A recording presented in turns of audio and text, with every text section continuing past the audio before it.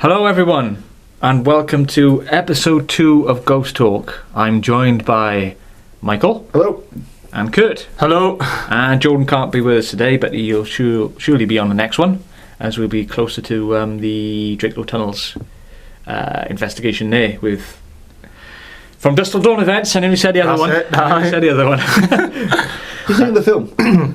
Yeah, Dust Till Dawn, yeah, good film. In this episode, we're going to be talking about an aspect of the paranormal and of the occult in a way, and that is of exorcism and possession. And we've done our research on this, all three of us.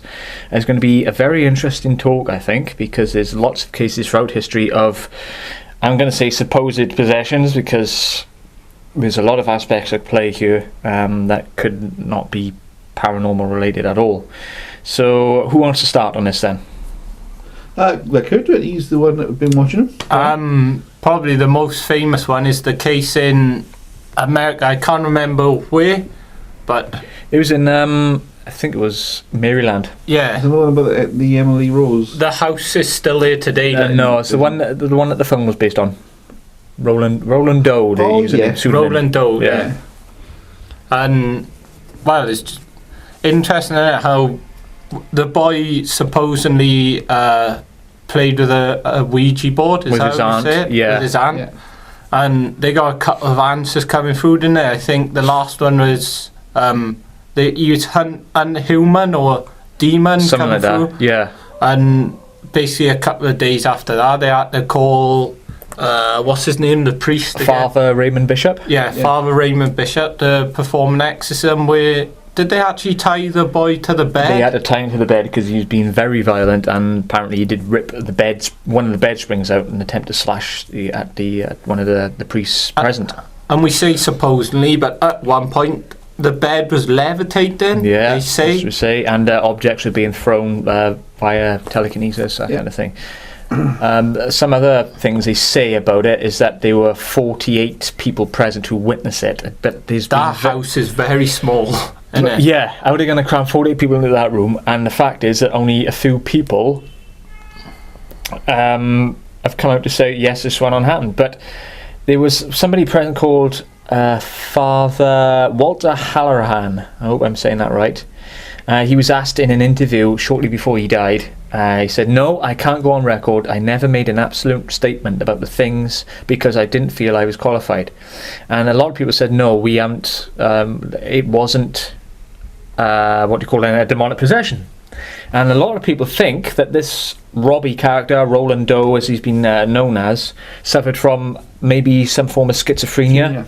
Or if he had already had a mental illness, or he was abused as a child, and there was rumours he was bullied at school from third-party sources. That's one of the frustrating things about this case. You can't get any first-party sources on it because a lot of them have died since the event happened in 1949. The only one you have got is she appeared on Ghost Adventures. Is she the great niece or something like that, yeah. Bishop? And they lived in, was it Connecticut or something? Yeah, and she wouldn't go near the house. Yeah. And she's in her late 60s now, I think. She's getting on a bit. As Kurt was saying, the visitors supposedly witnessed a shaking bed, flying objects, the boy speaking in a guttural voice. I mean, most metal singers have a guttural voice, don't they? Yeah. Just ask Gavin Robinson, who's a friend of ours. He can do a demonstration for us. And an aversion to anything sacred. So if you mention anything about Jesus Christ or the Bible, and you get a reaction from that. But yeah, that is probably the major one that everybody knows because it was made into the 1973 film starring Linda Blair and what's his name? He was in Star Wars and Shutter Island. German guy, Max von Sydow. Thank you. That was him. Good film, check it out. It's currently available to watch on Amazon Prime, and that's where I watched it last weekend.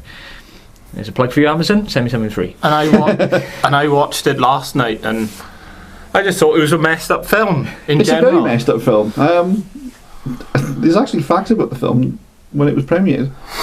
One of the facts was a priest apparently that had gone in to see the film and on the opening night slipped and fell and broke his jaw.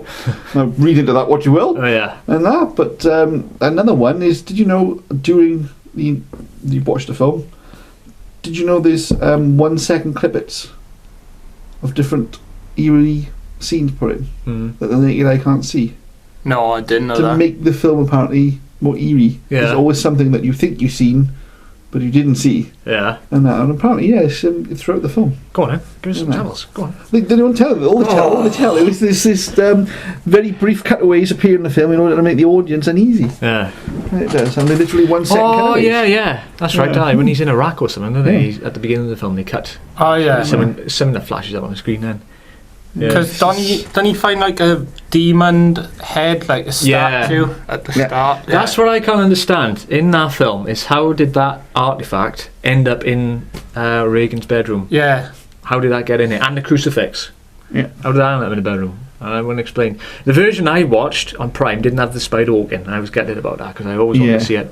Because originally it wasn't in the theatrical cut. That's very creepy. Because at the time they didn't have the technology to remove the wires, and it was only released in 2000. That scene when they finally had the technology to remove it. Due to controversial material, this video was not available on video in the UK until 1999.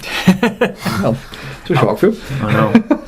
And there was a lot of people. My mother went to see it, and she was only 15. She managed to fake her age and get in there, and apparently she had nightmares for about 3 days. I didn't have nightmares. Like, this sounds sick, but like I said to you two, I found some parts like very funny and overreacted. It's the way you do now because it's an old film. Yeah.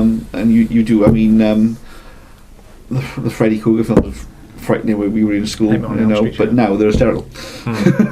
But you do. Looking at the case, you're never going to know if it's real. There's no one around to prove that it's real anymore. You had the famous Romanian. I still can't find the name of the girl, but there was the famous Romanian case from 1936, and there was a Romanian girl who was said to be possessed. She was basically exactly the same as the Exorcist. They tied her on the bed and did the crucifix thing. She was then fine, and then 6 months down the line, she went off her trot again, and they blamed possession, and in the end, she actually ended up walking off a cliff. She actually killed herself. Oh. But you don't know. Yeah. Yeah. You don't. Whether it's true or the rest of it. But to sort of stay on the ghost thing, I don't know if he's actually knows this, because obviously you've watched The Exorcist and things like that, right? Which is about possession, but being as most demonic sort of ghost with poltergeists and that. Have you ever seen the original films Poltergeist? No, I haven't watched them yet. Right, now the original film Poltergeist, there are some weird facts about that one, because the little girl who actually starred in the original one actually died, and it's believed because of the film. There was nothing but accidents on set, lights being thrown around, lights coming down off the roofs and hitting actors, and all while they were filming this Poltergeist set. To this day, they said it was just general accidents, but for me, it's way too many. It's too many coincidences to be just accidents. Yeah, it is. But that's one for you to investigate. That'll be a future topic, I think, on poltergeist and things like that. Basically, exorcism, as such, it originated in the 15th century. That's when we got the first records even come up with that, and it belongs with the Catholic Church, and it can only be sanctioned then. I think it's still by the Vatican. I think they still got to approve any exorcism. A friend of mine, Kim Wilshire, her son is the lead singer of the Guns, Alec Wilshire. Now, she didn't have a possession, so to speak. They had a ghost problem in their house. She kept seeing a Victorian girl dressed in Victorian dress, a little girl, including one story which is a little bit funny, the fact that she got up one night about 3 o'clock in the morning, and her husband was fixing the toilet door, so the toilet door was off, and she sat on the toilet which overlooks the landing, and this little girl in Victorian dress started walking towards her, and like she said, she was already sat down panicking. And that has some sort of relevance, I think, with The Exorcist, because even though there wasn't a direct sort of exorcism there was a lot of anger from Kim towards everyone, and she said that the minute she left the house she felt perfectly fine, but in the house she always felt angry, and always had to go to her husband and things, and they'd sat with her talking to you've been bloody daft and that, you just perhaps you just haven't won a turn or something, but she said she always felt angry. So she actually called a priest in, Yeah. and they actually did, and Bless the place. They blessed the place. Now, hang on her entranceway as you come through her door is a piece of cherry oak that was actually sent over. It was Right. From Italy Yeah. and blessed, and is put on her because, again, they didn't say, but the two people that came in their house and blessed the house and went round, like they do, they go around with like a little ball thing. Yeah. Sense a And, thing in a. They felt something was present in the house. They felt something very powerful and very present in that house. And that, but ever since, she's been Okay. okay. So there's one they sort of And they like it. They do But, say that demons can attack you by your vulnerability. So if you Yeah. had a daughter that died, they may say that they're them. Yeah. And mimic if you voices know what coming. I'm saying, so that's what they say. They say that demons. I mean, I've seen this piece of cherry oak, and the certificate that came with it and everything that shows you what it is, and it is a proper piece. Now, they say it's from the Holy Cross, as they tell you. They do. Obviously, it's not. It's probably from a blessed cross. Yeah. It is. It's obviously from not the original bloody Holy Cross. It'll be Anyway, over 2,000 years old, isn't it? It's going to be over 2,000 years old. Yeah, but yeah, it's really interesting, when you think about what she went through and what had to be sorted through it. Yeah. Very, very interesting. Yeah. Yes.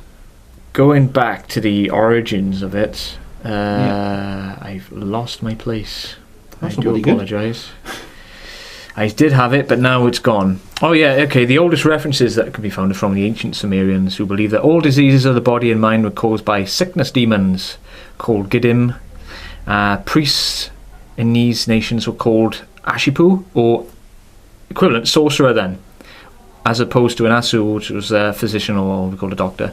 And that's all they did, was apply bandages and salves, which is like ointments and things like that. And basically there's lots of evidence in clay tablets asking for prayers from certain gods to protection from demons, so they put them in their house and say something like that, there's lots of theory about it. And shamanic cultures as well, shamanism. Diseases are often attributed to a vengeful spirit in the body of a person. They're often to be animals, people wronged by the bearer, so say you've annoyed somebody and they come back to haunt you and possess you, etc. And they dealt with it by doing sacrificial offerings. Now when people think of sacrificial offerings, they tend to think of like humans and animals and all that, but it could be anything from plants or crosses or anything to drive away the devil or Satan or any lesser demons, or fallen angels, depending on your point. But it's referenced in the Bible, etc. My thoughts on exorcism is a open-minded skeptic. Open-minded and open-minded skeptic. It's a lot. I think a lot of it could be due to mental illness. A lot of it, and delusional. I think a lot of it is due to delusional illness. Delusional mind. What did you call it earlier? Where you got different personalities. Split personality disorder. So you don't know, and I personally never ever want to find out. Yeah. I don't. It could be something just simple as like a chemical imbalance in the brain. It could be a chemical imbalance in the brain. Say, look, you've fallen over, knocked your head. Yeah. It could be a breakdown. Stress. And you don't know. Schizophrenia as well. Yeah. Things like that. Another age-long question, or no? It is. Ghosts. Yeah. But my biggest thing with it is, again, the people that mess with Ouija boards. Yeah. And there are things that have happened on camera when they've been messing with Ouija boards. Not so much possession, but things that have gone on in a room, or things have moved. And I just think it is one of those things that you should stay away from, It does make you think, are these Satanists doing all of their rituals, and what is coming out of what they're doing, isn't it? It could be anything. It could not be nothing. But that's the thing, yes. We never know, really. We'll never know. It's like there's a lesser form of possession and channeling. What some mediums, in inverted commas, will apparently channel the spirit of something or other to come on through, and they allow them to take over their body for a brief period. I mean, that's a form of possession. But again, are they just playing on it to make a quick buck, or play on the emotions then of a family or something like that, or lost somebody? And well, that's what they say with demons to do, innit? They just play on your emotions. Yeah, if it's true. If it's true. If it's true, that's the thing. I mean, there've also been a lot of fraudulent people found out today. Yeah. One of the biggest one was the American guy that said the medium that said he could talk to. Yeah. We was on about that last week. Just the way he asks questions to make you think that they're coming through. Yeah, Darren Brown did a whole programme on it, didn't he? He did, yeah, and he was quite good. And he ripped it apart. He ripped it apart. He literally asked like 4 questions and then convinced a woman that her dead husband was talking to him. Yeah. He didn't bloody never met him. But it's, again, it's manipulation, you know, so... Yeah, it's one of those areas which you never know for sure. What about the, you know, if it's fact or fiction. the Ealing? Oh, the Enfield haunting. The Enfield Yeah, haunting. that's like a poltergeist thing, wasn't it? Yeah, that was... The rumours now that the girl made all that up. Never. Yeah, I mean, all the pictures that you see, there's a famous picture of her jumping off her bed. Yeah. And that's all it looks like. It just looks like a girl has jumped off her bed. Yeah. There was a programme about it on Sky. There was an original one they were doing where people were there. Yeah. And they did an original interview with her, and she was supposed to be channeling this guy with a really deep voice. But again, anybody can, you know, do the metal voice, if you want to call it. And so, you know, again, you don't know, was it? I mean, I know the Conjuring 2 is based on the... Yeah, that's about haunted dolls and things, yeah. Well, the first one was. It is, so again, you've got that possession, see? Yeah, of inanimate objects. Yeah, there has been 2 dolls, I think. There's one in a museum in the States. And then you've got the one that is literally locked behind glass, no one can go near it. And apparently you're not allowed to take photographs of it because bad things will happen to you. And then some guy owns the other one and is... There's a baby in it, is that the baby one? Apparently, like, his arm is breaking, so you've got to be really careful with it and it's really old. Yeah, there was also the eBay one. It was. But that, again, was a woman that apparently bought... what are they called? The bloody dolls when they want to... Voodoo dolls. Voodoo dolls. She bought a voodoo doll. Yeah. She actually bought a voodoo doll from Africa, which was a really stupid idea, considering they study it and worship it with some cultures that they do. And that's actually an interesting story because she bought it for a giggle. She had a couple of pieces of bad luck, and one of the most famous stories is her actually videoing the second time she sent the doll away. The first time she sent the doll away, the package got there, but no doll. Yeah. The doll wasn't in the package. And she'd gone out one day and the doll was on the bottom of her car. So, weird. But she'd actually videotaped herself putting the doll the second time in the box. Yeah. Taping it. Yeah. Taking it to the post office and posting it away. And again, the doll appeared back in her house. So you kind of think, okay, but is there again trickery involved? You don't know. Yeah. And I mean, personally, if there was a doll doing that, it'd be in national news. Exactly, yeah. You know? Kind of like Island of the Dolls as well. They say a lot of them are possessed, don't they? The island of the dolls. It's one creepy island. It's a creepy island, but it's actually it's actually a chap that lived on the island. Yeah, he died, didn't he? And put the dolls up to. Something to do with a drowned girl. It was something to do with the drowned girl. It was dolls for her to play with. Yeah. He couldn't save her, could he? That's it. And that's all it is. He all the dolls that was donated and that to the island. He just. But it was weird because they found him in the exact same spot that she drowned in, and he was facing head down, wasn't he? Yeah. And they say that there's some ancient fish or something killed him and took his soul. There's loads. It's something far-fetched. Yeah. And it's like that episode of Ghost Adventures, the one that we just seen in the Zach's Haunted Museum before we moved in, and that doll, wasn't it? They left it in the basement. I still trying to figure out how they did. It's still creepy. That is creepy because it made noises upstairs, didn't it? Yeah. And they put it downstairs, and then one technician guy, Jay, went downstairs, and the doll says in a female voice when it was speaking in a male voice previously, said, "Hello, sweetie." Really, that was creepy. Yeah, come through on the spirit box. That's probably the best episode of the season for me. Yeah, but again, is it to publicise this museum? Yeah, that's what I want to know. Yeah, I mean, Zach, you're crazy. I would like to think having all them things in your in your museum. Almost. I would like to think they're pretty legit, but we'll never know what goes behind the scenes. Again, you're going back to like the schizophrenia with the exorcist and that. The one thing you've got to realise as well, a lot of the places they sort of take place, you do have a lot of military testing going on, so you've got to account for that as well. Yeah. And because a lot of the stuff that sort of happened out in where Area 51 is, where people said they've seen UFOs and that, and been abducted by aliens. There's a lot of frigging testing going on in Area 51. There's a lot of things that go out, get sprayed then, or get tested that you don't know. So I don't know. Yeah, I like all things in the paranormal. You gotta have a clear mind and you gotta take it with a pinch of salt. Yeah, be open to the possibility anyway. It's like when you went to a room and you feel it's suddenly colder than the rest of the building and the rest of it. Doesn't mean it's paranormal straight away. We've had little bits and pieces in the stoop that have happened, and you can't sort of explain them. Yeah, you can't. But it's just the way of the world. Yeah. So there we are. Is there any more to add on exorcism and possession? I think that's it for now. Do we say about our new idea that we've ordered? We've finally got some t-shirts made. Yay! The Toast of Entrance. We won't reveal what the logo looks like yet, will we? We'll do an episode when we all get our t-shirts, and we're all excited about it. Yeah, it's gonna be cool. And if you want to start seeing video versions of the podcast, let us know in the comments box, and we'll try and accommodate that.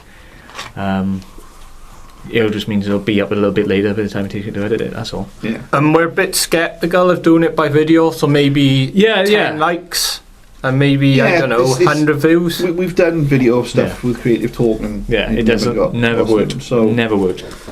Unless we're in a full-blown recording studio. Yeah. And you know. So if you want to see it, I think that's the minimum criteria. 10 likes and 100 views. They're not asking much, is it? Really? No. And then we'll consider it anyway.